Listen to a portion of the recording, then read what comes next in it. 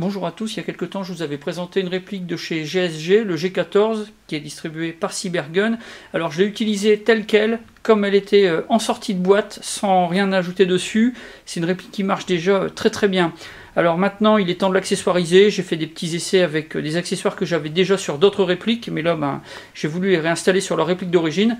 Et donc maintenant je suis chez Crapahut, mon partenaire, qui est aussi distributeur Cybergun, et puis on va faire un petit peu le tour du magasin et puis voir ce qu'on pourrait trouver d'intéressant à installer sur cette réplique.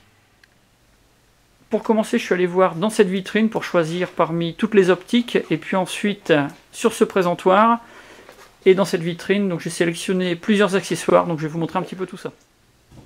Alors voilà tous les accessoires que j'ai sélectionnés dans le magasin. On va commencer par la lampe. Donc une lampe verte avec le collier de montage qui est fourni. Quelque chose qui est vraiment très complet. À l'intérieur, on va retrouver tout le nécessaire pour pouvoir recharger, y compris en déplacement dans la voiture. Ici, une poignée verticale. Avantage de cette poignée verticale, c'est qu'elle est agrémentée avec 2 rails complémentaires et puis qu'on a la possibilité d'y insérer une lampe. Ici, un amplificateur de son. La réplique fait déjà un très beau bruit avec la culasse qui claque à chaque fois. Je voudrais voir un petit peu ce que ça donne avec un amplificateur de son. Pour changer éventuellement le type de montage pour la lampe, j'ai pris des colliers déportés, quelque chose qui va permettre de placer la lampe un petit peu plus bas que prévu. Pour la lampe aussi, un switch déporté, très pratique pour pouvoir allumer ou éteindre. Ici, on a un bouton latéral, c'est pas forcément évident sur une réplique. À la main, très pratique, mais sur une réplique, pas toujours facile. Sinon, pour la visée, une red dot compacte avec un support protecteur de lentille pour éviter que la lentille ne soit brisée en cas d'impact direct.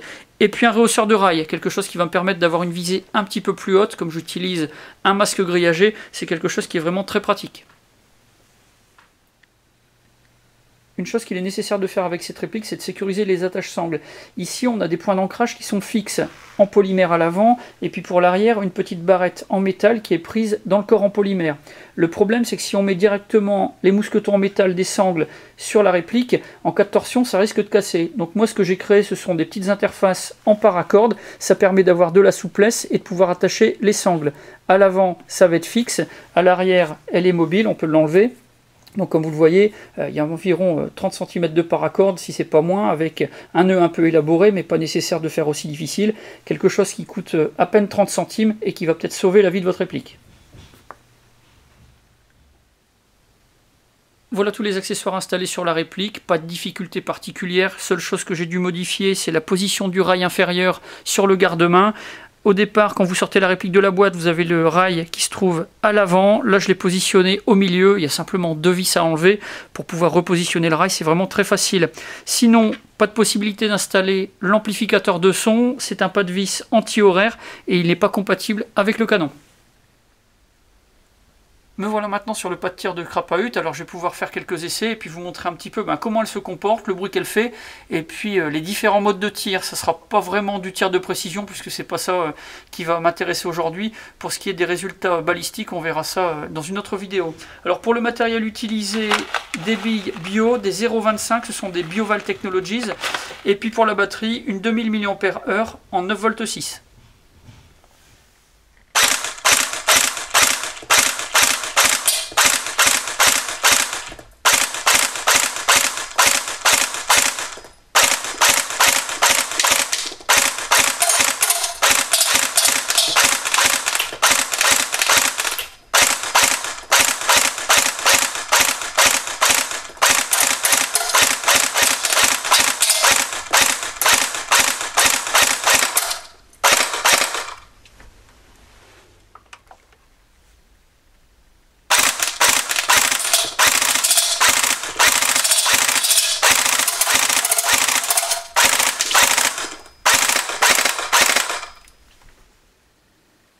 Finalement, je suis rentré du magasin avec 2 accessoires seulement, le chargeur low cap 45 billes et le mid cap 140 billes. Autant pour ces deux-ci, j'ai vraiment la certitude qu'ils vont me servir puisque 2 chargeurs seulement, ça faisait un petit peu limite pour s'engager sur des parties. Mais pour les autres, j'étais un petit peu moins sûr de mon choix.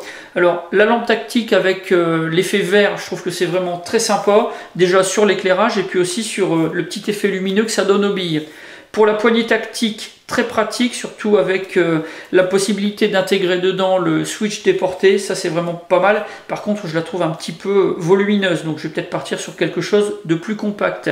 Et puis pour la Red Dot, le catalogue Swissarm est vraiment très bien fourni en matière d'optique. Donc comme il n'y avait pas tout en magasin, je vais voir un petit peu ce qu'il y a sur le site et puis voir s'il n'y a pas quelque chose de plus adapté ou d'un petit peu différent.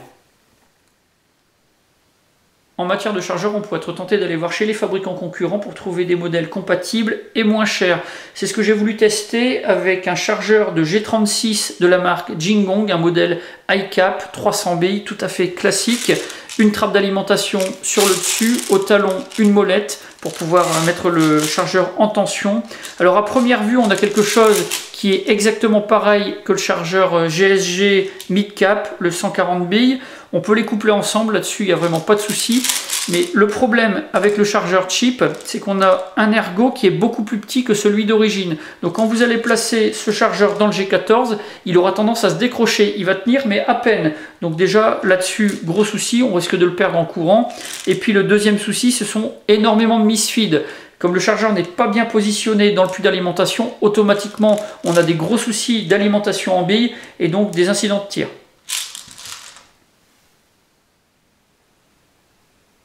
Voilà pour les débuts de l'accessoirisation de mon G14. Alors si vous avez des questions ou des suggestions, n'hésitez pas à m'en faire part. Moi de mon côté, je vais continuer mes recherches pour essayer de trouver vraiment les accessoires qui vont me convenir parfaitement et puis vous tenir au courant très rapidement. Donc voilà, j'en ai maintenant terminé et je vous dis à bientôt pour d'autres vidéos.